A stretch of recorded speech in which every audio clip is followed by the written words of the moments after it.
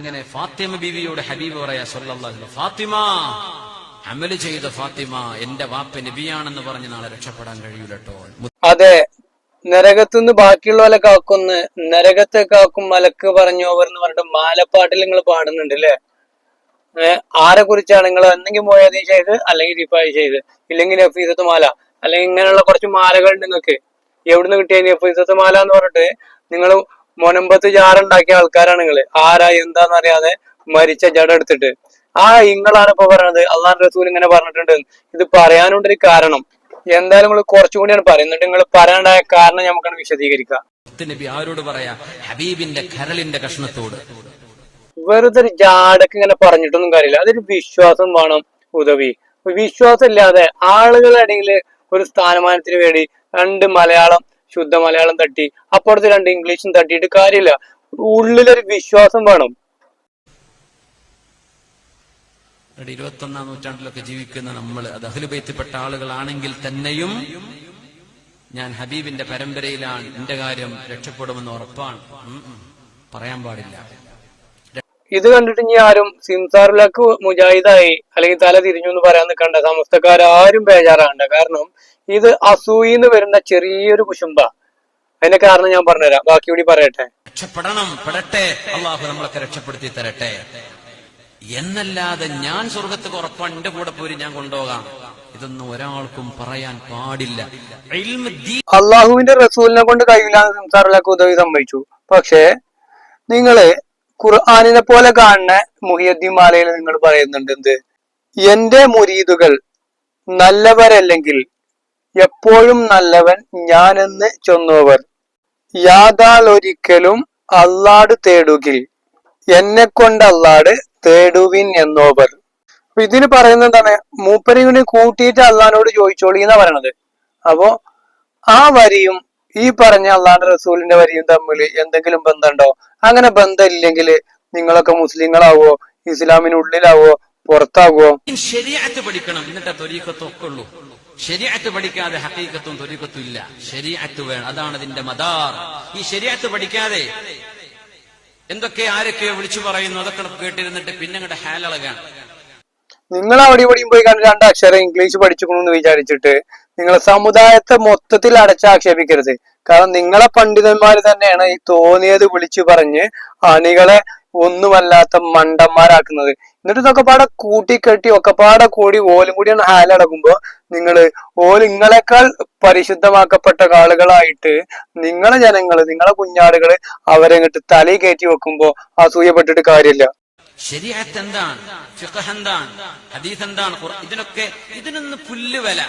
ഇപ്പൊ എല്ലാരും ഖുർആനും ഹദീസും നിഷേധിച്ചു എന്ന് നിങ്ങൾ പറയരുത്. കാരണം കുപ്പിയകത്തുള്ള വസ്തുവിനെ പോലെ കാൺമാൻ ഞാൻ നിങ്ങളെ കൽഭകം എന്നോ പറയുന്ന മുയ്യദ്ദീൻ ഷെയ്ഖോ ഈ റിഫായി ഷെയ്ഖോ ആരോ പറഞ്ഞു നിങ്ങൾ പറയണ്ടില്ലേ? മരിച്ചു പോയ ഒരാള് ഇന്ന് ജീവിച്ചിരിക്കുന്നവരുടെ മനസ്സിലുള്ള കാര്യങ്ങൾ കാണും എന്ന് പറയാൻ നിങ്ങൾ ധൈര്യം കാണിച്ചിട്ടുണ്ടെങ്കിൽ അപ്പൊ നിങ്ങൾ ഖുർആനിനെ അവഹേളിച്ചോ ഇല്ലയോ എന്ന് നിങ്ങൾ തന്നെ നോക്കുക. സാധുക്കളിത്തങ്ങളെ ബാക്കിലാണ് മോളെ. കേക്ക് മുറിച്ചു എന്ന് പറഞ്ഞിട്ടല്ല, ക്രിസ്ത്യാനികളുടെ ആചാരമായ അല്ലെങ്കിൽ അവര് ആചരിക്കുന്ന ആചാരങ്ങളോടൊപ്പം കൂടി ക്രിസ്തുമസിന് കേക്ക് മുറിച്ചു എന്നുള്ളത് അവരുടെ ആരാധനയുമായി ബന്ധപ്പെട്ട് നടക്കുന്ന ഒരു ആചാരത്തിൽ പങ്കെടുത്തു എന്ന് പറഞ്ഞിട്ടാണ് ആക്ഷേപിച്ചത്. അത് തങ്ങളായാലും ശരി, ഇനി ഈ പറഞ്ഞ ഹാമിദ് തങ്ങളായാലും ശരി, ഹറാം തന്നെയാണ്, തെറ്റ് തന്നെയാണ്. മൂപ്പർക്ക് പിന്നെ മോളുമാരെ ഓർമ്മയുള്ളൂ. മോളെ താത്തമാരെ, സക്കീന താത്ത എന്താണ് ലൈവിൽ വരാത്തത്? സാധുക്കളിത്തങ്ങളെ കേക്ക് മുറിച്ചു എന്ന് പറഞ്ഞിട്ടാണ് ആക്ഷേപങ്ങൾ വരുന്നത്. ഈ നൂറെ ഹബീബ് കാണുന്ന മുത്തുമണികളോട് എനിക്ക് പറയാനുള്ളത് ഒരു കാര്യം മാത്രമാണ്. ഹാറ്റാക്കാക്ക് എന്താണ് പറയാനുള്ളതെന്ന് പറഞ്ഞാൽ വളരെ ഉപകാരമായിരുന്നു. അവർ അഹ്ലു ബൈത്താണ്, അവരല്ലാന്റെ റസൂലിന്റെ പേരക്കുട്ടികളാണ്. കേരളത്തിലെ ഏറ്റവും വലിയ അത്ഭുതം എന്താന്ന് ചോദിച്ചാല് മുക്കിലും മൂലയിലും എല്ലാ ബസ് സ്റ്റോപ്പിലും തങ്ങന്മാരാ. എന്നാല് ഈ തങ്ങന്മാരെന്ന് പറഞ്ഞ ആരാണ്? അള്ളാന്റെ റസൂലിന്റെ പേരക്കുട്ടികളാണ്, കുടുംബക്കാരാണെന്നാ പറയണത്. പക്ഷെ അള്ളാഹുവിന്റെ റസൂൽ എവിടെ ജീവിച്ചത്? മക്കത്തും മദീനത്തൊക്കെയാണ് അല്ലെ? അവിടെ എവിടെയെങ്കിലും തങ്ങന്മാരാന്ന് പറഞ്ഞിട്ട് ഈ നൂലുതിക്കെട്ടലും ചിരടൂതലും പിന്നെ ചട്ടി പൊട്ടിച്ചലും എന്തെങ്കിലും പരിപാടി ആരെങ്കിലും കണ്ടിക്കണോ? എന്നാൽ നിങ്ങളാരും അവരെ ഒന്നും നിങ്ങൾ പറയരുത്. അവരെന്തെങ്കിലും തെറ്റ് ചെയ്താൽ അവരെ വെല്ലിപ്പ് അവർക്ക് ക്ഷമിച്ചു കൊടുക്കും. ഇപ്പൊ ഈ പറഞ്ഞത് പാണക്കാട് തങ്ങളോടുള്ള ബഹുമാനം കൊണ്ടൊന്നല്ല. ഇയാളും പറയാണ് ഞാന് തങ്ങളാണ്, നബിന്റെ പേരക്കുട്ടിയാണ് എന്ന്. അപ്പൊ ആ ഒരു സ്വാധീനം ഇയാൾക്ക് കൂടി കിട്ടാൻ എന്ത് ചെയ്യാണ്? മൂപ്പരെയും കൂടിയാണ് പിടിക്ക. ആരെ? നമ്മളെ പാണക്കാട് തങ്ങളെയും കൂടിയാണ് പിടിച്ചാല് ഒന്നും കൂടി സ്വാധീനമായല്ലോ. അതുകൊണ്ട് നിങ്ങൾ യാതൊരു കാരണവശാലും സാധിക്കലി തങ്ങളല്ല, ഏത് തങ്ങളാണെങ്കിലും നമ്മളെ നാട്ടിലുള്ള തങ്ങളാണെങ്കിലും ഒരു തങ്ങളെ കുറിച്ച് നിങ്ങൾ കുറ്റം പറയരുത്. അത് അല്ലാഹുവിന്റെ റസൂലിന്റെ പേരക്കുട്ടികളോ. ഇന്ന് ഉസ്താദുമാര് കുറ്റം പറയുന്നതോ ഉസ്താദുമാര് ലൈവിടുന്നതൊക്കെ അവർക്ക് യൂട്യൂബിലൂടെ പൈസ കിട്ടാൻ വേണ്ടിയാണ്. ആറ്റക്കോയ ഔലിയ പിന്നെ യൂട്യൂബൊന്നും വരുമാനം വാങ്ങണില്ല, ആൾക്കാരെ അടുത്തുനിന്ന് യാചിച്ചുകാണ്ടും വരുമാനം വാങ്ങണില്ല. ബാക്കിയുള്ള ഉസ്താദ്മാര് വാങ്ങണൊക്കെ തെറ്റാ. അവര് സുബ്ഹാനല്ലാഹ് ലൈക്കിന് വേണ്ടിയാണ്. അവര് ആഖിറം പരാജയമാണ്. ആഖിറം വിജയിച്ച ഒരേ ഒരു വ്യക്തിയാണ് ആറ്റക്കോയ തങ്ങൾ. അയാളോട് വർഷങ്ങൾക്ക് മുമ്പ് ഒരാൾ വിളിച്ചിട്ട് ചോദിക്കുകയാണ്, നിങ്ങൾ എന്തിനാണ് ഈ ആളുകളെ ഇങ്ങനെ പറ്റിക്കണമെന്ന് ചോദിച്ചപ്പോ പറയണേ, ഞാൻ അന്നെയും എന്റെ വാപ്പാനെയും പറ്റിച്ചിട്ടില്ല. ആരാ പറയണ? നബിന്റെ പേരക്കുട്ടി. അള്ളാന്റെ റസൂലിന്റെ പേര് പറഞ്ഞിട്ട് റസൂൽ ഇങ്ങനെ ഒരു തെറി, ഒരു പ്രയോഗം എവിടെങ്കിലും നടത്തിയിട്ടുണ്ടോ? ഇങ്ങനെയുള്ള ആളുകളാണ് റസൂലിന്റെ പേരക്കുട്ടി. ഒരു ഉളുപ്പില്ലല്ലോ ഇയാൾക്കൊന്നും. പരാജയമാണ്. പിന്നെ കുറിച്ചിട്ട് ഒന്ന് രണ്ട് മൊയ്ലിയമാരൊക്കെ ഇത് കേട്ടോ. ഇപ്പൊ മനസ്സിലായില്ലേ എന്തിനാണ് സാദിഖ് അലി തങ്ങളെ അല്ലെങ്കിൽ പാണക്കാട് തങ്ങളെ കൊണ്ടുവന്നത്? മനസ്സിലായില്ലേ? എന്നെ കുറിച്ചും പറഞ്ഞിട്ടുണ്ട്, ഞാനും തങ്ങളാണ്, സാദിഖ് അലിയും തങ്ങളാണ്. ഏതാ മുതല്?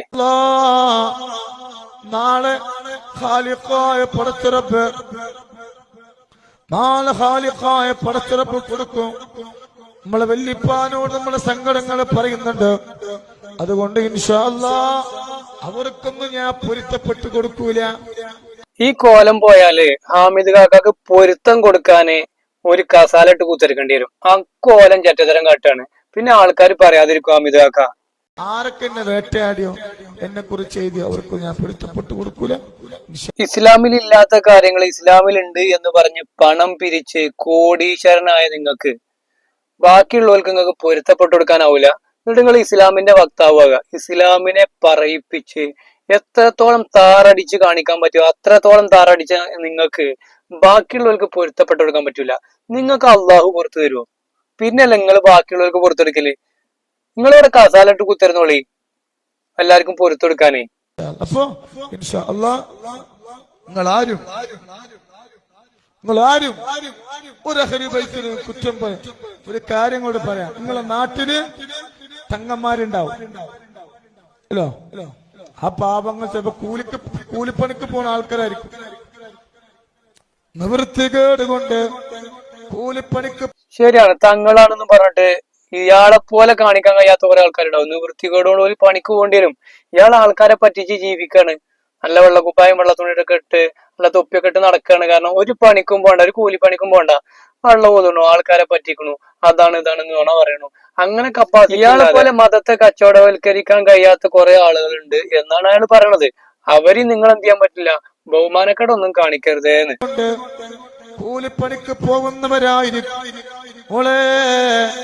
വല്ലാതെ വിളി കേൾക്കാൻ മോളുമാരനെ ഉണ്ടാവുള്ളൂ. അതുകൊണ്ടാണ് ഇടക്കിടക്ക് മോളെ എന്ന് വിളിക്കണത്. അവരൊക്കെ അല്ലാഹുവിന്റെ റസൂലിന്റെ പേരമക്കളാണ്. കുറ്റം പറയരുത്. അവരെ സ്നേഹിക്കണോ, അവരെ ബഹുമാനിക്കണോ, അവരാദരിക്കണോ. നൂലൂതിക്കെട്ടല്, ഉറുക്ക എഴുതല്, നിങ്ങള് ചട്ടിയിൽ എഴുതല്, മുട്ടമ്മ എഴുതല്, എല്ലാ പരിപാടിയും നിങ്ങൾ എടുത്തിട്ടുണ്ട്. ഇതൊന്നും ഇസ്ലാമിലുള്ളതല്ല. എന്നിട്ട് ഇതൊക്കെ കാട്ടിയാണ് നിങ്ങൾ അള്ളാഹുവിന്റെ റസൂലിന്റെ പേരക്കുട്ടിയാണെന്നും പറയാം.